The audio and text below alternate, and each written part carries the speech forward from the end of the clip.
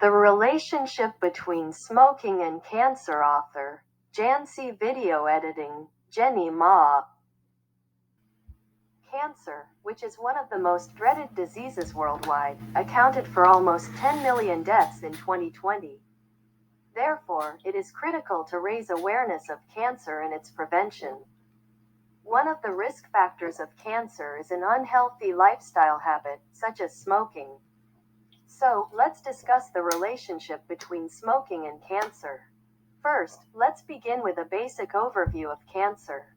According to the CDC, cancer refers to diseases in which abnormal cells grow uncontrollably, divide out of control, and are able to invade other tissues or spread to other parts of the body via the blood and lymph systems. It is important to learn the symptoms of cancer so that you can detect whether you have chances of cancer as soon as possible. The sooner you recognize and seek treatment, the better your chances of survival. Here are some of the symptoms.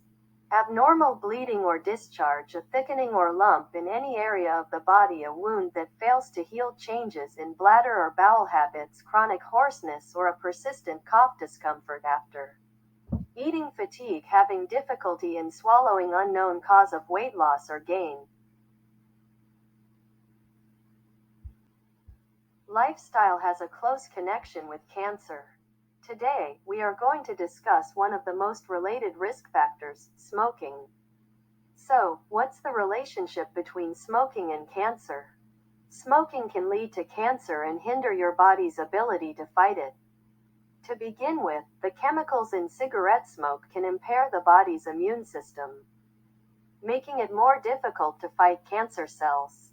When this occurs, cancer cells continue to proliferate without stopping.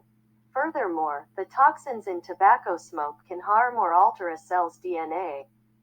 DNA is the instruction manual of a cell, ensuring its proper growth and function.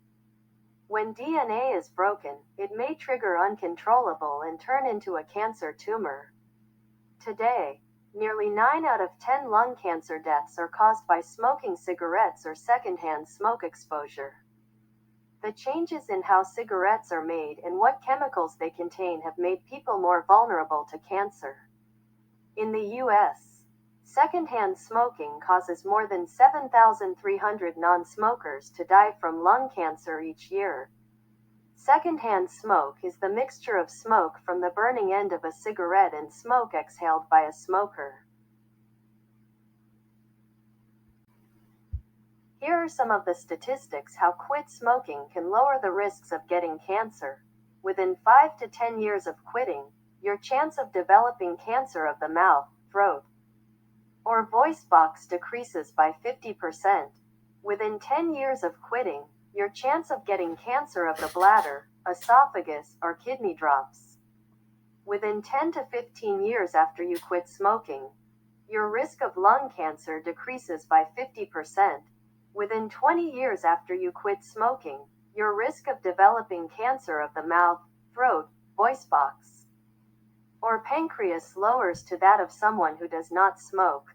Also, the risk of cervical cancer decreases by around 50%. People who have smoked for a long time are advised to get screened for lung cancer. Cancer screening also aids in the detection of these diseases at an early stage, when therapy is most likely to be effective. Cancer therapy is determined by the type of cancer and the stage of the disease, how serious the cancer is, and if it has spread.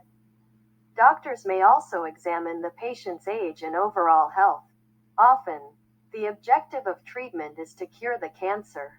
In other cases, the objective is to keep the condition under control or minimize symptoms for as long as possible. The treatment strategy for a person may alter over time.